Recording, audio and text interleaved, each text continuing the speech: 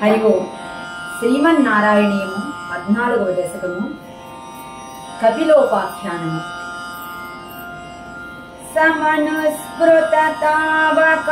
సమనుస్మృతతావకాంఘ్రియుగ్మః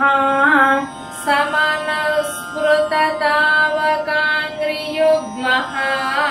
సమను పంకజ సంభవాంగ జన్మా సమనుః పంకజన సంభవాంగ జన్మా నిజమంతరమంతరాయ హీనం నిజమంతరమంతరాయ హీనం చరితం తే కథయన్ సుఖం నినాయ చరితం తే కథయన్ సుఖం వినాయ నినాయ నినాయ అంటే సుఖంగా గడిపాడు. సమనుస్మృత తావకాంఘ్రియుగ్మః సమను పంకజ సంభవాంగ జన్మా నిజమంతరమంతరాయ హీనం చరితం తే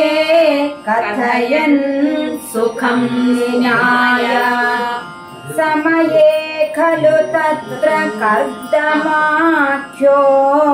సమయే ఖలు తత్ర కర్దమాఖ్యో ద్రుహిణఛాయ భవస్తదీయ వాచా ద్రుహిణఛాయ భవస్తదీయ వాచా ధృత సర్గరసో నిసర్గరమ్యం ధృత సర్గరసో నిసర్గరమ్యం భగవం స్వామయుతం సమాసిషేవే భగవం స్వామయుతం సమాప్సిషేవే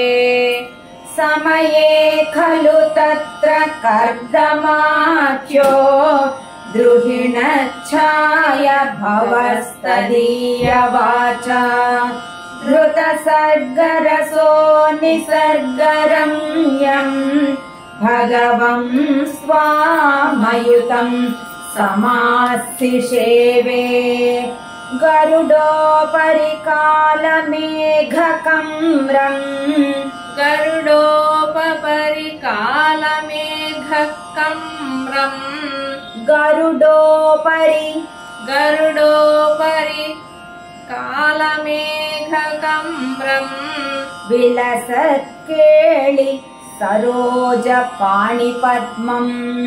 విలసత్కేళి సరోజ పాణిపద్మం హసితోల్లసితాననం విభో త్వం హసితోల్లసితాననం విభో త్వం వపురావిష్కురుషే స్మ కర్దమాయ వపురావిష్కురుషే స్మ కర్దమాయ గరుడోపరి కాలమేఘకమ్రం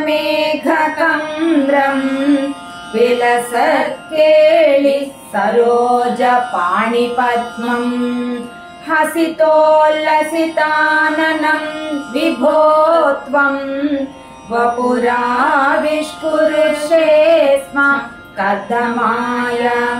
స్తువతే పులకావృతాయ తస్మై స్తువతే పులకాయ వృతాయ తస్మై పులకావృతాయ పులకావృతాయ తస్మై మనుపుత్రీం దయితాం నవాపి పుత్రీః మనుపుత్రీం దయితాం నవాపి పుత్రీః కపిలం చ సుతం స్వమేవ పశ్చాత్ కపిలం చ సుతం స్వమేవ పశ్చాత్ స్వగతిం చాప్యనుగృహ్య నిర్గతో భూః స్వగతిం చాప్యనుగృహ్య నిర్గతో భూః స్తువతే పులకావృతాయ తస్మై మనుపుత్రీం దయితాం నవాపి పుత్రీః कपिलं च सुतं स्वमेव पश्चात् स्वगतिं चाप्यनुगृह्य निर्गतो भूः समनुष्यतरूपया महिष्या समनुस्सतरूपया महिष्या गुणवत्या सुतया च देवभूत्या गुणवत्या सुताय च देवहूत्या भवदीरित नारदोपदिष्टः भवदीरित नारदोपदिष्टः समगात् कर्दममागति प्रतीक्षम्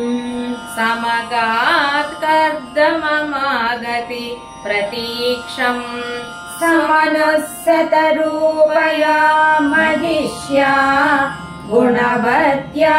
सुतया च देवभूत्या भवदीरित नारदोपदिष्टः समगात् कर्दममागति प्रतीक्षम्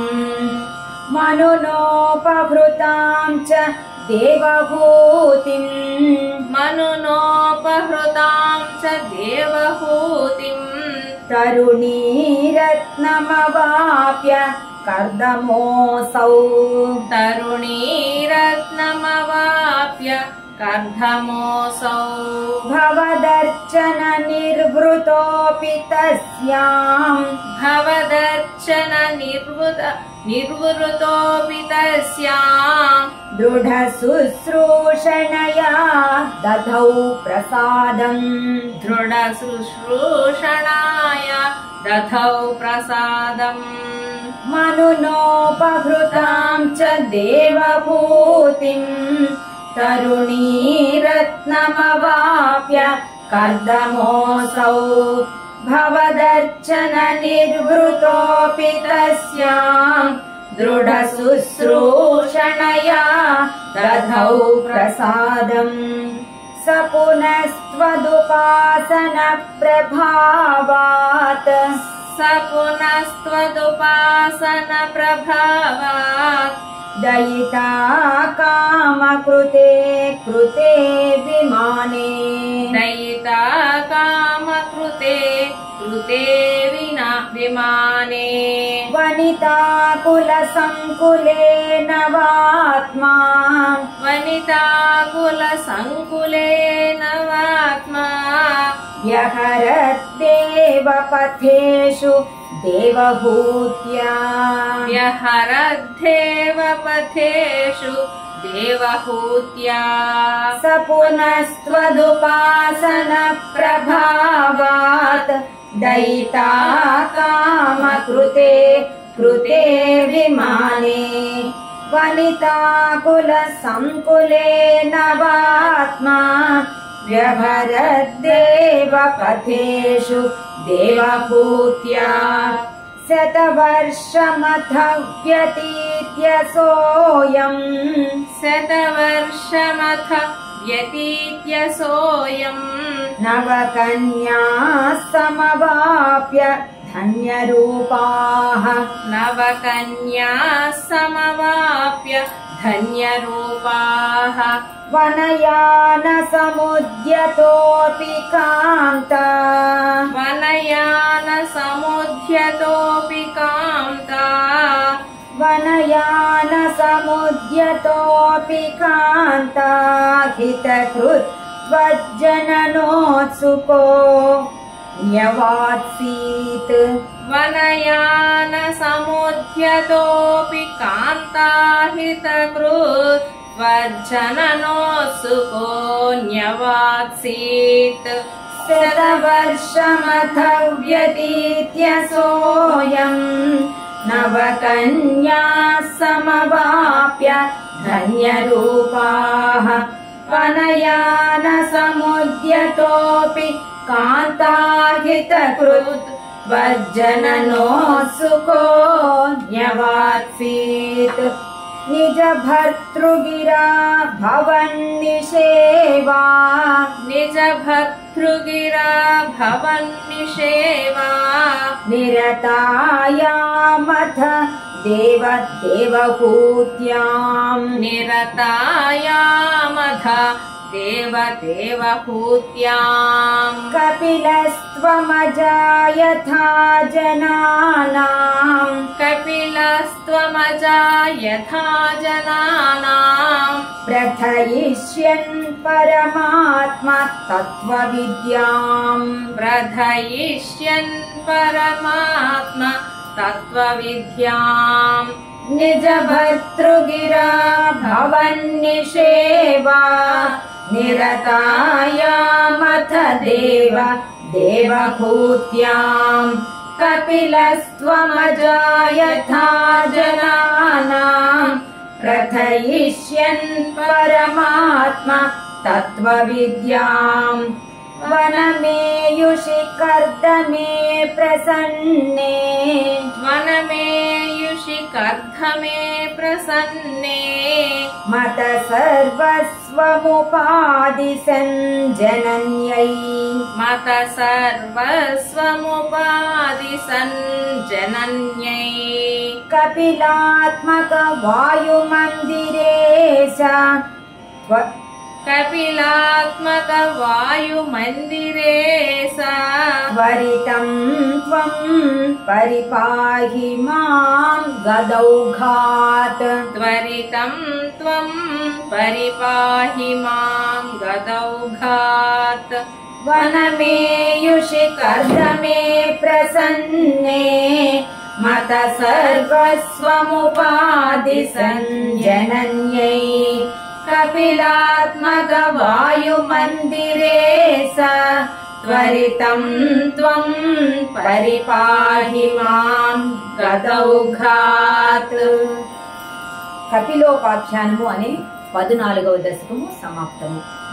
ఇది కపిలుని యొక్క చరిత్ర తర్వాత దశకంలో కూడా కంటిన్యూ అవుతోంది కాబట్టి అది టుగెదర్ గా ఉంది. నారాయణ అన్నది మనము అనడం లేదు. నెక్స్ట్ దశకం పూర్తయ్యాక కపిలుడి చరిత్ర పూర్తయిన తర్వాత నారాయణ అని పాడతాము. హరి ఓం.